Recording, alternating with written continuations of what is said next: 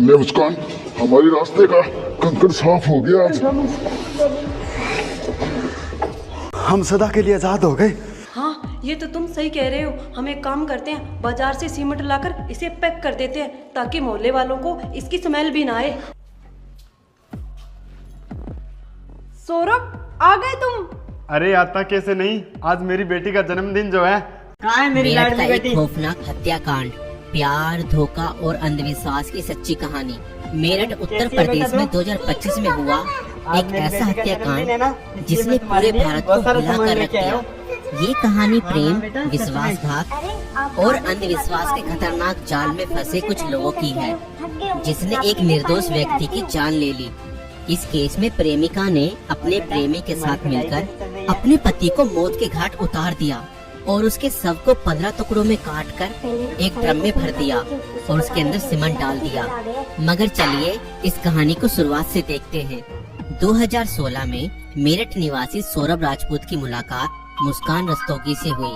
दोनों के बीच प्रेम हुआ और कुछ सालों बाद उन्होंने शादी कर ली। लेकिन यह शादी सौरभ के परिवार को पसंद नहीं आई, क्योंकि मुस्कान एक अलग जाति से थी। इसके बावजूद दोनों ने अपने रिश्ते को मजबूत बनाए रखा।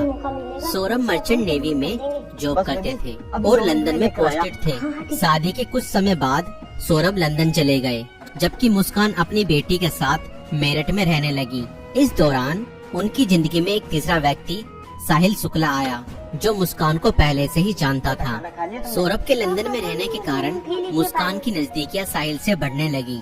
साहिल, जो पहले से ही मुस्कान को पसंद करता था, अब खुलकर उसके साथ वक्त बिताने लगा। मुस्कान ने उसे यह यकीन दिला दिया कि वह अपने पति के साथ खुश नहीं है और वह साहिल से सच्चा प्यार करती है।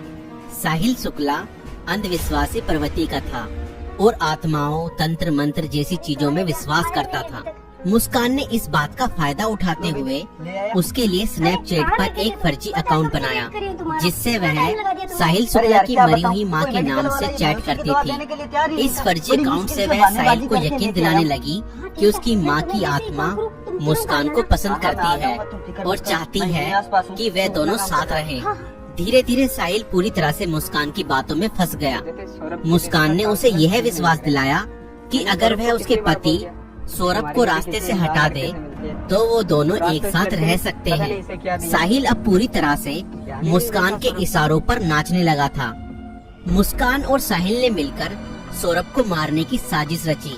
4 मार्च 2025 को जब सौरभ लंदन से मेरठ अपनी पत्नी और बेटी से मिलने आया, तब मुस्कान ने सौरभ की फेवरेट सब्जी कोफ्तों में बेहोशी की दवाई मिलाकर खिला दी।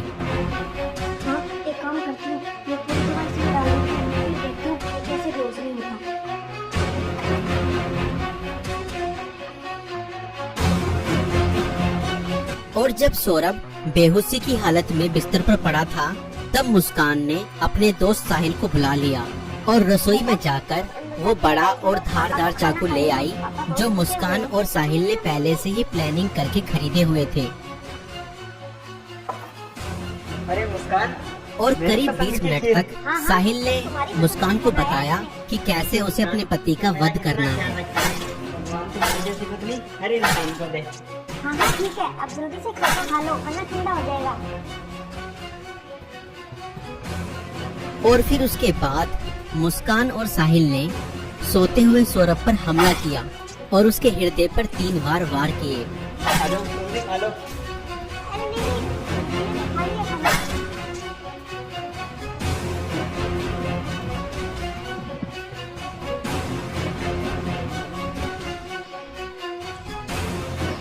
ये लीजिए पानी।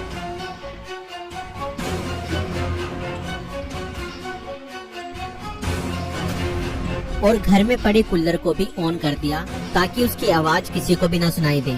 जब उन्होंने सौरभ को खत्म कर दिया, उसके बाद वह उसकी बॉडी को बाथरूम में ले गए। हाँ कोई बात नहीं, आप कीजिए ना। और उसके शरीर को 15 टुकड़ों में बांट दिया। सौरभ को खत्म करने के बाद उन्हें इस बात की चिंता हुई कि अगर सब बरामद हो गया तो पुलिस उन तक जरूर पहुंच जाएगी। इसलिए उन्होंने सबको ठिकाने लगाने की योजना बनाई। और मुस्कान बाजार जाकर एक प्लास्टिक का ड्रम खरीद लाई और मुस्कान और साहिल ने सौरभ के शव के टुकड़ों को उस प्लास्टिक ड्रम में डाल दिया और ऊपर से सीमेंट भी डाल दिया ताकि उसकी बॉडी की स्मेल बाहर न जाए। और उसके बाद उन्होंने उस ड्रम को घर के एक कोने में रख दिया। इसके बाद मुस्कान और साहिल ने सौरभ के मोबाइल फोन से उसके सोशल मीडिया अकाउंट को एक्टिव रखा। उन्होंने सौरभ के अकाउंट से हिमाचल प्रदेश की शिमला की तस्वीरें और स्टोरीज पोस्ट की ताकि लोगों को लगे कि वह घूमने गया है। उन्होंने उसकी फैमिली और दोस्तों को यह यकीन दिलाने की कोशिश की कि सौरभ जिंदा है और बाहर यात्रा कर रहा है। इस दौरान मुस्कान और साहिल खुद भी शिमला घूमने चले गए ताकि अगर कोई लोकेशन ट्रैक करे तो किसी को शक न हो, लेकिन किसी भी अपराधी की तरह वह भी ज्यादा समय तक बच नहीं पाए। सौरभ के परिवार ने जब उससे संपर्क करने की कोशिश की और कोई जवाब नहीं मिला तो उन्हें शक हुआ। परिवार ने मेरठ पुलिस में गुमशुदा की रिपोर्ट दर्ज कराई। अगर तुमने किसी को कुछ बताया ना तो तुम्हारा हाल तुम्हारे पापा की तरह ही होगा। नहीं मम्मी। और इसी बीच मुस्कान ने अपने माता पिता को बताया कि शायद सौरभ का मर्डर हुआ है और उसके घर वालों ने ही उसका मर्डर किया है। मगर मुस्कान के पिता ने कहा, नहीं बेटा, किसी के भी घर वाले कितना ही नाराज हो जाए तो भी ऐसा कदम अपने बेटे के लिए नहीं उठा सकते। बेटा मुझे सच बताओ, सौरभ कहाँ है? मुझे सच्चाई बताओ, मैं किसी से कुछ नहीं कहूँगा। और तब मुस्कान ने अपने पिता को बताया कि उसने और साहिल ने मिलकर सौरभ को खत्म कर दिया है। और इतना सुनते ही मुस्कान के पिता ने पुलिस को सारी खबर बता दी। हाँ सही है, अब हम चलेंगे घूमने नहीं, तुम और जाओगे सीधा पुलिस ने जेल में। तुरंत मुस्कान और साहिल को गिरफ्तार किया अरे साहब, हमने क्या किया है? हम क्यों जाएंगे जेल? अच्छा, तो बहुत भोले बन रहे हो। और उस प्लास्टिक ड्रम को भी बरामद किया जिसमें सौरभ के शव के टुकड़े थे। बाहर ही गया होगा। बाहर गए तो तुम्हारे चेहरे पे खून के धब्बे कहाँ से आए? उस प्लास्टिक ड्रम को काटा गया और सौरभ के शरीर के टुकड़ों को बरामद किया गया। बैठ के क्या था मुंह पे? इस खौफनाक हत्या मिस्ट्री का अंत पुलिस द्वारा हत्यारों की गिरफ्तारी के साथ हुआ। पुलिस ने मुस्कान और साहिल को गिरफ्तार कर लिया। बिल्कुल सही था। दोनों पर तुम दोनों हो तो मैं हत्या, छोड़ूंगा साजिश नहीं। और सबको छुपाने के गंभीर आरोप लगाए गए। दोस्तों, ये घटना हमें यह सिखाती है कि अंधविश्वास का अंजाम बहुत बुरा और भयानक होता है।